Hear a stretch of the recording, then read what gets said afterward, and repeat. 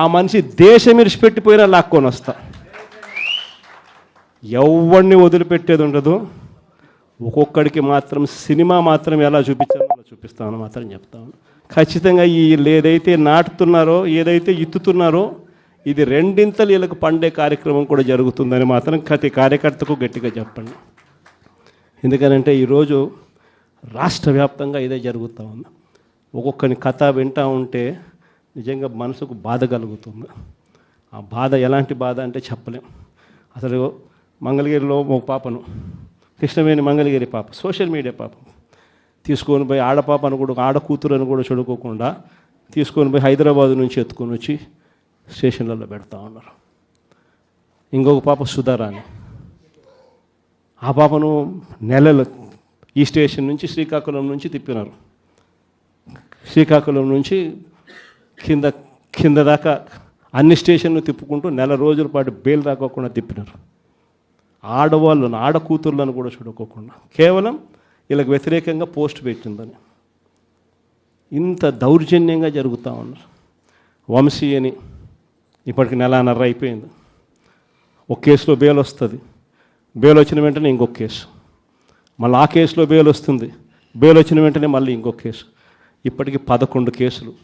ఒక కేసు అయిపోయినాక ఒక కేసు, ఒక కేసు అయిపోయినాక ఒక కేసు. 2 నెలలు దాదాపుగా వంశీ ఈరోజు జైల్లోనే కనపడతా ఉన్నాడు. ఇంకొక దళితుడు ఎక్స్ఎంపీ నందిగామ సురేష్ పాపం నెలన్నర రోజులు పాపం జైల్లో పెట్టారు. బెయిల్ రాకుండా అడ్డుకుంటూ జైల్లో పెట్టారు. మళ్ళా చివరకు కోర్టుల ద్వారా ఎంతో కష్టపడితే బెయిల్ వచ్చింది.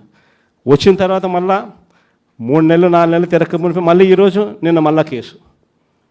వాళ్ళ ఇంటి దగ్గరికి ఒక వ్యక్తి వచ్చి దళితుడని కూడా చూడుకోకుండా ఆ మనిషిని ఈయనే తిడతాడు. ఎందుకు నన్ను తిడుతున్నావు అని చెప్పి ఈయన ప్రశ్నిస్తే ఈయన మీద కేసు పెట్టి జైల్లో పెడతా ఉన్న పరిస్థితి మొట్టమొదటిసారిగా ఇప్పుడు చూస్తూ ఉన్నాం. అది ఈరోజు ఇంత దారుణంగా ఈరోజు జరుగుతూ ఉంది. ఇలాంటి పాలన చూసిన తర్వాత చెప్తా ఉన్నా, ఆ బాధలో నుంచి చెప్తా ఉన్నా, ఏదైతే మీరు ఎత్తుతూ ఉన్నారో తప్పుడు సాంప్రదాయాన్ని నాటుతూ ఉన్నారు, తప్పుడు సాంప్రదాయాన్ని మీరు చాటుతూ ఉన్నారు. ఈ సాంప్రదాయం ఒక వృక్షం అవుతుంది. మీరు ఏదైతే ఇచ్చారో అది 2 ఇంతలు వెనక్కి తిరిగి మిమ్మల్ని తన్నే పరిస్థితిలోకి ఈ వ్యవస్థ తయారవుతుంది. ఇలాంటి పరిస్థితుల మధ్య ఈరోజు మనం అంతా కూడా ఏకమై ఒకటి చెప్తా ఉన్నాం. రాబోయే రోజుల్లో గట్టిగా పోరాటం చేద్దాం. సంవత్సరం అయిపోయింది కళ్ళు మూసుకొని కళ్ళు తెరిచేసరికి. ఇక కళ్ళు మూసుకొని కళ్ళు తెరిచేసరికి మరో 3 సంవత్సరాలు కూడా అయిపోతే దాని తర్వాత మాత్రం వచ్చేది మన ప్రభుత్వమే. మంచి రోజులు ఖచ్చితంగా మనకే వస్తాయి. ఒక చీకటి అయిపోయిన తర్వాత ఒక పగలు రాక తప్పదు అన్నది ప్రతి ఒక్కరూ గుర్తుపెట్టుకోమని ఈ సందర్భంగా కోరుతాను. ప్రతి అడుగులోనూ కూడా సంవత్సరం అయిపోయింది కాబట్టి ఇక రాబోయే రోజుల్లో ఇంకా ఉధృతంగా కూడా ఉద్యమాలు చేయాల్సిన పరిస్థితుల మధ్య మన పార్టీ ప్రయాణం సాగుతుంది. ఈ లోపల మనం గ్రామ స్థాయి దాకా కూడా మనం వెళ్ళిపోయి గ్రామ కమిటీస్ ఫామ్ చేసుకోవడం దగ్గర నుంచి మొదలెట్టి బూత్ కమిటీస్ ఫామ్ చేయడం దగ్గర వరకు కూడా పూర్తిగా మనం చేసుకోవాల్సిన కార్యక్రమాలు, ఏర్పాట్లు అన్నీ కూడా వ్యవస్థీకరణగా మనం చేసుకునే కార్యక్రమం మనం చేసుకుందాం. దాని తర్వాత ఉద్యమ బాట పట్టాల్సిన సమయంలో ఖచ్చితంగా ఉద్యమ బాట పడుతూ ఈ ప్రభుత్వం చేస్తూ ఉన్న తప్పులను ఎండగడుతూ, ప్రభుత్వం చేస్తూ ఉన్న తప్పుడు పనులను ప్రజలకు ఎత్తి చూపుతూ మీ పాత్ర మీరు పోషించాల్సిన సమయం కూడా వచ్చింది అని చెప్పడానికి ఈ సమావేశాలన్నీ కూడా ఏర్పాటు చేసి మీ అందరి సహాయ సహకారాలు కూడా తీసుకునే కార్యక్రమం కూడా చేస్తూ ఉన్నాం. పార్వతీపురం కౌన్సిలర్లకు, కోనసీమ జిల్లా రామచంద్రాపురం నుంచి వచ్చిన కౌన్సిలర్లకు, సత్యసాయి జిల్లా రామగిరి మండలం నుంచి వచ్చిన ఎంపీటీసీలకు, అదేవిధంగా పాలకొల్లు నియోజకవర్గం యలమంచి మండలం నుంచి వచ్చిన ఎంపీటీసీలందరినీ కూడా మీ అందరితో కూడా ఈరోజు సమావేశం కావడం చాలా ఆనందంగా ఉందని చెప్పడానికి సంతోషపడతా ఉన్నా. ఎటువంటి పరిస్థితుల మధ్య ఈరోజు మన రాష్ట్రంలో మనందరం ఈరోజు ప్రయాణం చేస్తూ ఉన్నాము అన్న సంగతి నాకన్నా బెటర్గా కూడా మీకే బాగా తెలుసు. ఎందుకనంటే ఈరోజు ఒక రాక్షస యుగంలో ఉన్నాం. నేను మొన్న ఎవరో నా దగ్గరికి వస్తూ ఉన్నప్పుడు కూడా నేను ఏదో అంటూ ఉంటే, కలియుగంలో రాజకీయాలు చేయాలి అని అంటే ఈ యుగం చంద్రబాబు యుగంలో రాజకీయాలు చేయాలి అని అంటే ఈ రాజకీయాలు చేసేటప్పుడు కేసులు వేస్తారు అనే భయం లేనప్పుడే రాజకీయాలు చేయగలుగుతాం.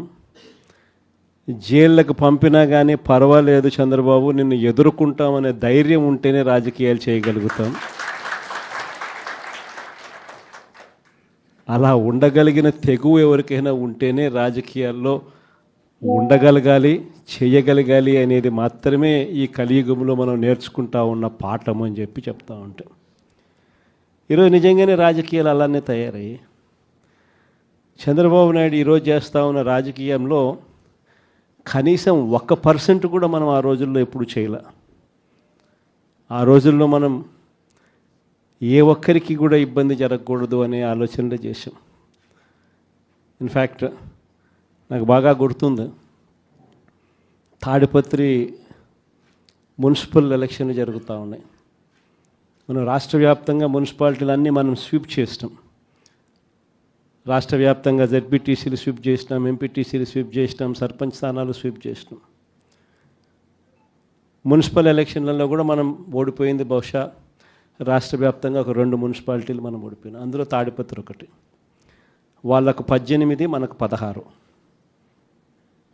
కేవలం వాళ్ళకు తేడా 2. మన ఎమ్మెల్యే వండుకొని అన్న 2 అయినా తేడా ఎత్తేద్దామన్నాడు. ఆ రోజు నాకు బాగా గుర్తుంది, అదే నేను ఒప్పుకోలా. మన ఎమ్మెల్యే అయినని కూడా నేను హౌస్ అరెస్ట్ చేయించిన.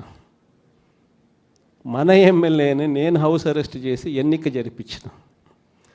జరిపించి తాడిపత్రి మున్సిపాలిటీ సవ్యంగా జరిగించి చివరిగా తెలుగుదేశం 18 వాళ్ళకు, 16 మనకు న్యాయబద్ధంగా ప్రజాస్వామ్యబద్ధంగా ఎన్నిక జరిగింది ఆ రోజు. కానీ ఈరోజు చూస్తే పరిస్థితి ఎలా ఉంది అని చెప్పి ఒకసారి చూస్తే, మనమేమో అప్పట్లో జగనన్నకు చెబుదామని చెప్పి ఒక టెలిఫోన్ నెంబర్ ఇచ్చా, స్పందన అని ఒక ప్రోగ్రాం కూడా పెట్టా. ఎవరికి ఏ ఇబ్బంది వచ్చినా కూడా కులం చూడలా, మతం చూడలా, రాజకీయాలు చూడలా, పార్టీ చూడలా, చివరికి తెలుగుదేశం వానికి కూడా ఏదైనా ఇబ్బంది వచ్చినా కూడా జగనన్నకు చెబుదామని చెప్పి ఫోన్ చేస్తే చాలు, ఎమ్మెల్యేలు అడ్డుకున్నా, ఇంకొకరు అడ్డుకున్నా కూడా జగనన్నకు చెబుదామనే నెంబర్కు ఫోన్ చేస్తే చాలు వెంటనే స్పందన ఉండేది, వెంటనే పరిష్కరించే పరిస్థితి మన హయాంలో మనం చేసాం. స్పందన అని ఒక ప్రోగ్రాం పెట్టాం. ప్రతి వారము ఆ స్పందన అనే ప్రోగ్రాంలో కలెక్టర్లు ఖచ్చితంగా ఉండేట్టుగా, ఎస్పీలు కరెక్ట్గా ఉండేట్టుగా డేట్ ఇచ్చి ప్రతి వారం రోజు జరిగేట్టుగా చూసుకొని, కలెక్టర్ల దగ్గర నుంచి మొదలైతే మండలాలలో మండల ఇన్ఛార్జీల వరకు కూడా ఆ స్పందన ప్రోగ్రాంలో పార్టిసిపేట్ చేసే పరిస్థితి. ఎవరికి ఏ సమస్య వచ్చినా కూడా స్పందనలో చెప్తే ఆ సమస్య పరిష్కారం అయ్యేదాకా డైరెక్ట్గా సీఎంఓ పర్సూ చేసి ఎందుకు ఈ సమస్య పరిష్కారం కావడం లేదు అని చెప్పి అడిగే పరిస్థితిలో మన పాలన చేసాం. అత్యధికంగా ఆ పొద్దు సాల్వ్ అయింది తెలుగుదేశం పార్టీకి వాళ్ళకి సంబంధించిన సమస్యలే. అంతగా